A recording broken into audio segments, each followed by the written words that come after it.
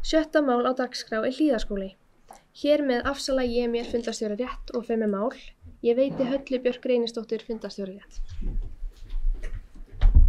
Já, takk fyrir það og það til máls tekur ungmennaráðsfulltrúi Leila Ósk Jónsdóttir. Góðan daginn ágætu forseti, bæjarstjórn, fulltrúar ungmennaráðs og aðrir gestir. Ég heiti Leila Ósk og í dag er ég hér mætt til að tala þarfir nemenda í Hlíðaskóla. Í mörg ár hafa þau verið að biðja stærri rými fyrir kennslustofur. Það sem gerir þetta mál enn brýnna er að Hlíðaskóli stendur frammi fyrir alvarlegum húsnæðisskorti. Það er biðlisti fyrir nemendur sem vilja komast í skólann, en vegna þess hversu þröngt er ekki hægt að taka við fleiri nemendum. Nemendur og starfsfólk vilja stærra húsnæði svo fleiri krakkar geti fengið tækifæri til að ganga í Hlíðaskóla og fengið hjálpina sem þau eiga rétt á. Samkvæmt grein 28 í barnasáttmálanum hafa börn aðgang á menntun í öruggu umhverfi og þá líka við nemendur sem eru með sérþarfir. Eins og sum ykkar vitið er Hlíðaskóli nú í 3 mismunandi byggingum. Þetta fyrirkomulag veldur bæði starfsmönnum og nemendum miklum óþægindum.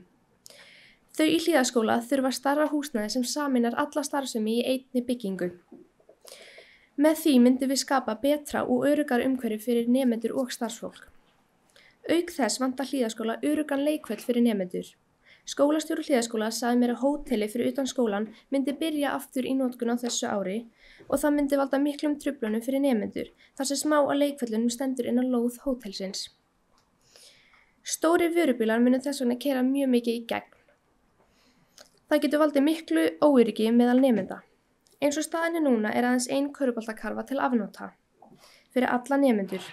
Það er óviðunandi að ekki sé til staðar fullnægjandi aðstaða fyrir íþróttir og leiki sem er ómissandi hluti af heilsu og vellíðan nemenda. Nemendur hafa óskað eftir kastala til að auka möguleika á leik og hreyfingu.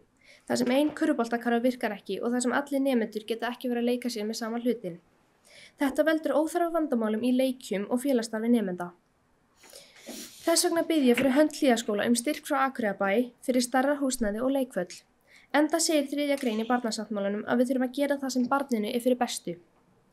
Eins og sumir vita eru nemendurnir í Hlíðaskóla með alls konar bakgrunn og þess vegna eru þau að takast á við mismunandi áskoranir. Í skólanum er líkamsræktarherbergi og nemendur skólans báðu að auka líkamsræktartæki þar sem þau þurfa einhvern stað til að losa reiðina og róa sig niður. Krakkarnir bentu á að líkamsræktarherbergið hafi hjálpað þeim mjög mikið að stjórna reiðinni en það vanti fleiri tæki. Samkvæmt 12. grein hafa börnin rétt á að tjá sig og segja sínar skoðanir og þá líka við þegar þörf þeirra er að ræða. Þetta vandamál er rosalega slæmt og hefur mjög stór áhrif á börnin í Hlíðaskóla. Samkvæmt 2. grein þá eru öll börn jöfn og eiga þau rétt á sömu tækifærum. Eiga ekki öll börn rétt á að hlusta sig á skoðanir þeirra og að þau geti menntað sig í öruggu umhverfi. Takk fyrir. Það er ungmennaráðsfulltrúi Leila Ósk Jónsdóttir lokið máli sínu og færi henni aftur stjórn fundarins.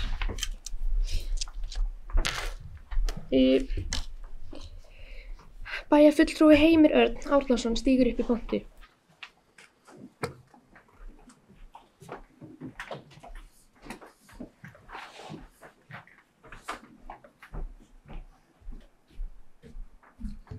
Forseti, ungmennaráð, byrja að þakka Leilu fyrir afar góða yfirferð yfir minn uppbúðarskóla á Akureyri hefur verið lengi í Hlíðaskóli. Þennan skóla hef ég heimsótt hátt í 15-20 sinnum, oft fylgt þar nemenda og alltaf verið gríðarlega góður árangur og er mikil aðdáandi skólans. Til að byrja með stærra rými, það er náttúrulega ekki langt síðan að allur skóli verið tekin í gegn. Það er orðin örugglega með fallegustu skólum landsins, það er að segja Nýja Ármann, sem er með glæsilegt útsýni. Að varðandi að setja á saman er nú örugglega erfið framtíðarsýn út í að ég held að þetta verði alltaf 2-3 byggingar í framtíðinni.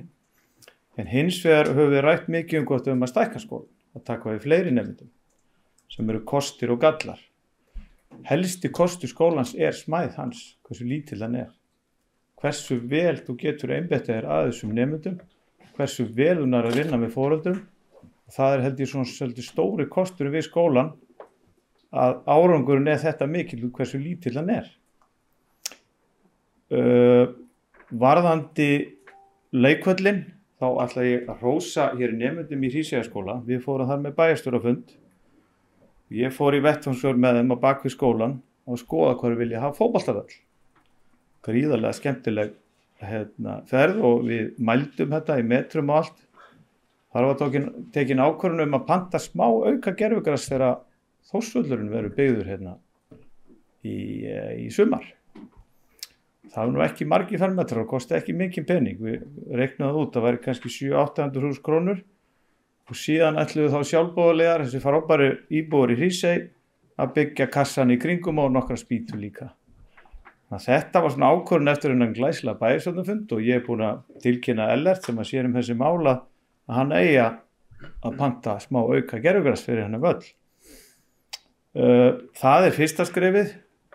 Síðan varðandi líkamsræktarherbyggi þá þekki nú skólastjóran sjálfur og skamma hann eiginlega fyrir að hafa ekki beðið styrk. Hann vildi bara safna þessu sjálfur. Hann er náttúrulega alveg toppmaður og svo duglegur, þannig að hann baði ekkert styrk í fræðsluráði, þannig að ég hef örugglega fengið það í gegn ef hann beðið það. Það sem er best við Hlíðaskóla held ég fjarlægðin líka. Það er oft komið upp umræða hvort við höfum að færa þetta í bæinn, koma þessu fyrir í einhverjum öðrum grunnskóla. Ég held að þessi ekki góð ákvörðun. Vonandi getum við stækkað hann örlítið, en ég held samt að aðalkosturinn við hann hann hvað er lítill og það sem er helstu kosturinn samstarf foreldra við skólan. Gríðarlega góð þjónusta. Síðan nefndur ég með hótelið, ég held að það muni taka lengri tíma en bara í sumar og það var nú starfrætt gistiheimili í fjölda ára og það náði að myndast bara góð samvinna þar á milli, ég er alveg viss að það verði ekki vandamál. Annars bara enn og aftur, Leila, takk fyrir bara frábæra grein og ég mun taka þetta allt fyrir, bara takk fyrir. Þá hefur bæjarfulltrúi Heimir Örn lokið sínu máli og orðið laust. Ungmennaráðsfulltrúi Heimir Sigurpáll stígur upp í pontu. Ágæti forseti, þetta rosalega mikilvægt málefni finnst mér. Sjálfur var ég í Hlíðaskóla í 3 ár og ég get staðfest það að þetta breytti bara allir minni skólagöngu til bóta og hins vegar veit ég ekki hvort að nafni minn fari með rangt mál. Það nefndir Hríseyjarskóla, hvort það verið panta gervigrasvell í Hrísey eða Hlíðaskóla, veit ég ekki. Já, bæði. Bæði? Já, ok, það er bara flott. En svo komum við á því að gervigrasvellurinn í Hrísey, hugmyndin hún kom hér frá Fríðubjörg, ungmennaráðsfulltrúa og það eitt merki þess hvers mikilvæg ungmennaráð innan bæjarins og bara að sýna á það að við getum gert hluti og getum framkvæmda. En Hlíðaskóli rosalega viðkvæmur staður. Þetta rosalega, og ég alveg sammála með Heimi með það, ég held að sé ekki gott að vera fjölga krökkum í skóla. Þegar ég var í skóla þannig voru 20 krakkar og þá var hann stútfullur og það líka skemmtilegt að ég var líka þegar skólinn var stækkar og endurgerður og það var alveg til fyrirmyndar. En ég held að við ættum ekki að taka þetta niður og lemja þetta í jörðina. Ég held að við ættum aðeins að ræða þetta betur og skoða hvað við getum gert og reyna að finna lausnir. Þannig að þetta ótrúlega erfitt að því mann bara eftir því þegar við vorum í neðri byggingunni, í mat uppi og í smíðum inn í skemmunni. Þetta var bara galið dæmi tók bara 15 mínútur fyrir alla að koma sér yfir og allt svona En ég myndi vilja að við myndum að ræða þetta eins betur og reyna að finna eitthvað almennilega lausnir fyrir krakkana því ég held að stækkun á húsnæði sé líka nauðsyn. Takk fyrir. Þá hefur ungmennaráðsfulltrúi Heimir Sigurpáll lokið máli sínu og orðið opið. Ungmennaráðsfulltrúi París Anna stígur upp í pontu.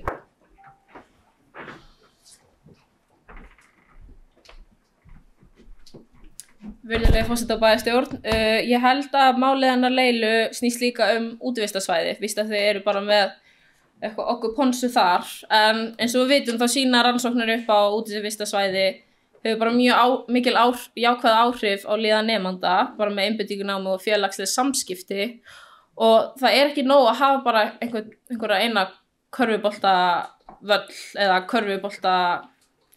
körfu. Ég held að að börn og ungmenni hafa mismunandi áhugamál og þarfir og að fjölbreytt útivistarsvæði tryggir að allir geta fundið eitthvað við sitt hæfi og ef við viljum hvetja til dæmis nemendur til að hreyfa sig, til þess að taka þátt og eiga bara jákvæða samveru, þá verðum við að skapa aðstæður til þess að það sé mögulegt fyrir þau til að geta gert það og að neita þessari beiðni í raun að segja að hreyfing og velja nemanda sé ekki forgangsmál en er það svona skilaboð sem við viljum senda og ég veit það kostnaður og ég veit að það kostar mikið pening en þetta er fjárfesting í heilsu og velja barna og ungmenna og sem skilar sér til lengri tíma í betri líðan, bættri hegðun og jafnvel minna álag á þau í framtíðinni og ef það er ekki til peningur núna, hvenær er það þá, spyr ég, og hvenær verður þetta virkilega sett í forgang? Takk fyrir mig. Þá hefur ungmennaráðsfulltrúi Parísanna lokið máli sínu og orðið er opið. Ungmennaráðsfulltrúi Fríða Björg stígur upp í pontu.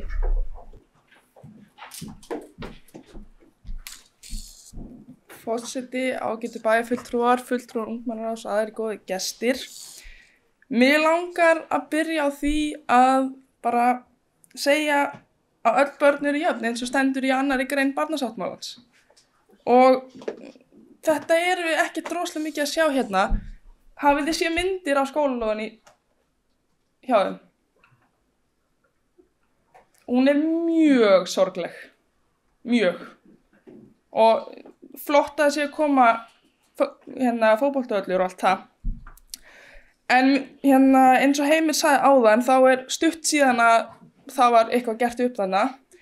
Mér finnst það að þessi stutt síðan ekki réttlæta það að vilja ekki setja fjármagn í að stækka eða gera eitthvað við skóla. Og það að vilja ekki stækka skólan, nú er ég kannski ekki bestur til þess að tala um það að því að ég hef ekki verið í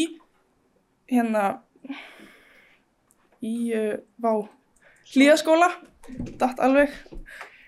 En að sjálfsögðu, ef við stækkum skólan til þess að leyfa fleiri börnum, af því það er greinilega biðlisti, þá ef við stækkum skólan og leyfum fleiri börnum að komast að, þá að sjálfsögðu þarf að fylgja því fjölgun kennara. Það að fjölgun barna í skólanum sé kannski í framtíðinni, það er ekki að þýða að kennara séu með fleiri börn. Það þurfa væntanlega að vera fleiri kennara líka. Og það að skólalóðin sé upp við hjá hótelinu, þau sögðust hafa áhyggjur af því.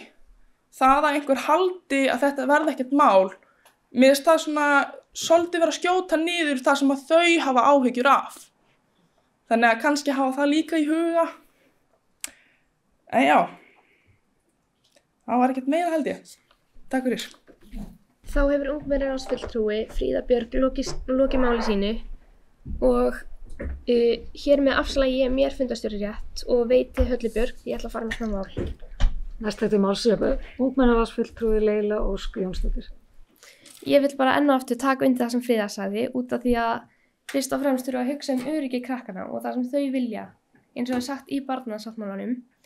Auðvitað þurfa að fjölga kennarum líka ef við hleypum fleiri börnum inn og stærra rými er alveg nauðsynlegt ef þau hefur farið í skólanum séð rýmið þeirra. Kennslustofurnar eru pínu litlar og þau eru varla að passa inn í stofuna. Og krakkarnir sjálfur báðu að fá fleiri nemendur vegna þess að það er svo margir sem eru með sérþarfir og þau finna ekkert sinn hóp. En ef fleiri nemendum er hleypt inn þá getur þau kannski fundið einhvern sem að tala við og leika við. En út af því að krakkarnir eru með sérþarfir þá þarf aðeins fjölbreyttari leikvöll. Eins og gervigrasvöllur er ekki nóg út af því að þau eru eins og ég sagði með sérþarfir og geta ekki verið öll í sama hlutnum. En já, ég vona bara að þið takið tillit til málsins og skoða þetta. Takk fyrir. Það var ungmennaráðsfulltrúi Leila Ósk Jónsdóttir lokið máli sínu og við færum henni aftur fundastjórnina.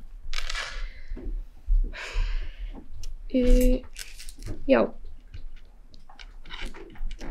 Orðið er laust, einhvern bæta við, já. Ungmennaráðsfulltrúi Heimir Sigurpáll stígur upp í pontu. Sko ég held að gervigrasvöllur sé í Hlíðaskóla sé risastórt skref og ég held að það sé þegar við reynum að reyna að vera jákvæð og rýta á björtu hliðina, ég held að það sé rosalega gott skref, en ég held að það ekki verið síðasta skref sem við tökum.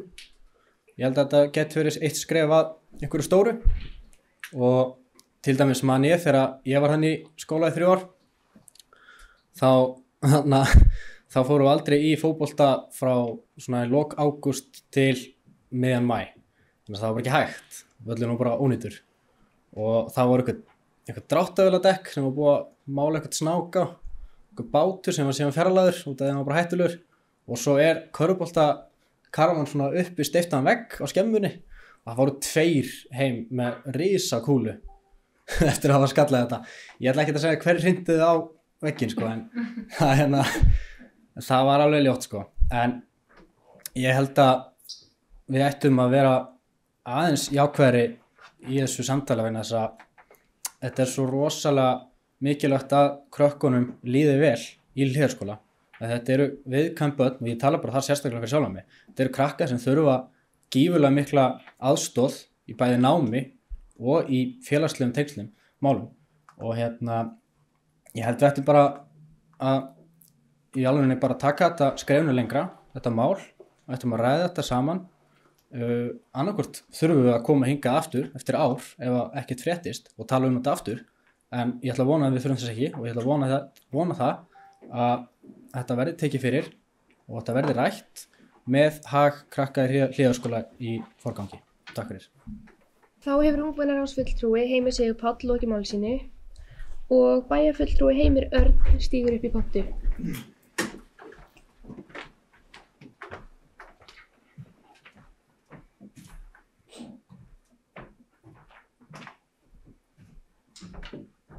Forseti, það bæjarfulltrúar, til að segja engin miskilningur í þessu, þá inn á framkvæmdaáætlun 10 milljónir fyrir skólalóð í Hlíðarskóla. Og svo náttúrulega alveg upplýsingunum þá, til að búið að tala um fótboltavöll og kastala allt svoleiðis, þá þetta bara ákvörðun skólans í hvað hann vill nota peningin í. Þannig að hvort það sé gervigras eða kastali eða eitthvað annað, þá það þeirra val og þessi peningur bara klár fyrir næsta sumar.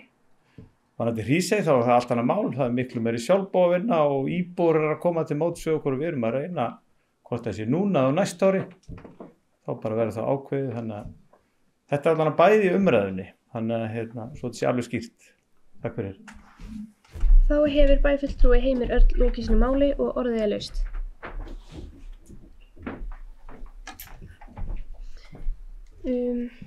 Engu býður sig fram til að gefa orð og þá legg ég til að við förum yfir í næsta lið.